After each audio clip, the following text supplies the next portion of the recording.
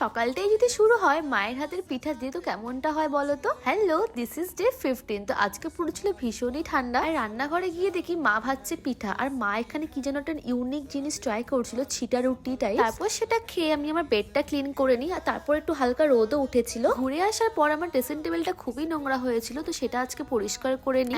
না, এখানে আমার পরিষ্কার করা কমপ্লিট। তারপর আজকে একটা পার্সেল এসেছিল, এই ব্যাগের সেটটা আমি মিশো থেকে অর্ডার করেছিলাম, খুবই ভালো এসেছিল। তারপর আমি এখানে লাঞ্চ কমপ্লিট করে নিই। তারপর চলে যাই ছাদে মায়ের পেছন পেছন। মা এখানে অনেক সুন্দর সুন্দর গাছ নিয়ে এসেছে, সেগুলো দেখছিলাম আর তোমাদেরকেও কিছু ফুল দেখিয়ে দিলাম। তারপর স্নান কমপ্লিট করে আমি একটু ন্যাপ নিয়ে নিয়েছিলাম। দেন বিকালের দিকে ঘুম থেকে উঠে আমি এখানে একটু সন্ধ্যা দিয়ে দিই। আর আজকে যত ঠান্ডা পড়েছে গরম গরম চা তো খেতেই হবে। তারপর আমি এখানে একটু চা বানিয়ে নিয়েছিলাম। চা খেতে আমি বরাবরই খুবই ভালোবাসি। তারপর এখানে ডিনার কমপ্লিট করে রাতে খেয়েছিলাম এই হানি ডাসের হট স্ট্রিপটা, কারণ আমার এখন আছে প্রচন্ড গলা ব্যথা আর সর্দি। তারপর নাইটে স্কিন কেয়ার করে গরম গরম হট স্ট্রিপটা খেয়ে ঘুমিয়ে পড়ি। তো টাটা।